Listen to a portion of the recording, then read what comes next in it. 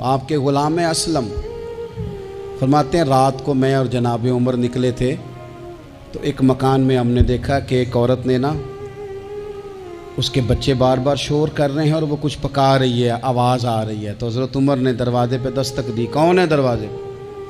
کہا میں ایک غلام ہوں۔ حضرت عمر کہتے ہیں غلام ہوں، بہن کیا مسئلہ ہے، بچے کیوں رو رہے ہیں؟ تو بی بی کہنے لگی تمہیں کیوں بتاؤں، جاؤ نا اپنا کام کرو۔ حضرت عمر نے اصرار کیا تو تلخ لہجے میں، جس سے غصہ نہیں کر جاتے حکمران، councillor, chairman, M P M N A ناراض نہیں ہو جاتے، اس تلخ لہجے میں بی بی کہنے لگی دعا کرو اللہ میرے اور عمر کے درمیان قیامت میں فیصلہ کرے۔ کیسا حکمران ہے کہ اس کی حکومت میں میرے بچے بھوکے سوتے ہیں، یہ میں نے پانی میں روڑے ڈال کے چڑھائے ہیں، لیکن یہ پیٹ کی بھوک یہ بڑی ڈاڈی ہوتی ہے، یہ نیند بھی نہیں آنے دیتی۔ خیال تھا رو دو کے سو جائیں گے پر سو بھی نہیں رہے۔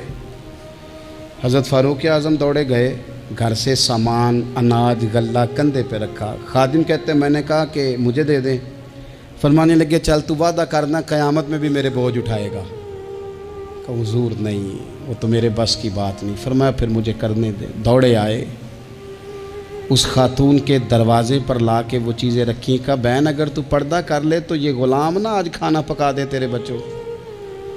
پھر وہ گھی چڑھا کے چینی ڈال کے کچھ سامان پکتا تھا وہ کھانا پکایا۔ غلام کہتے ہیں جب پھونکے مارتے تھے تو داڑھی سے دھواں نکلتا تھا، آگ جلاتے تھے دھواں نکلتا، پھر کھانا پکایا، پھر ان بچوں کو کھلایا۔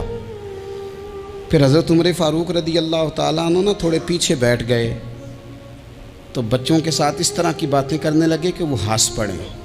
جناب اسلم کہتے ہیں بچے اس بیوہ کے ہنستے تھے، بچے ہنستے تھے اور عمر روتے تھے۔ جب وہ ہنستے تھے تو فاروق روتے تھے۔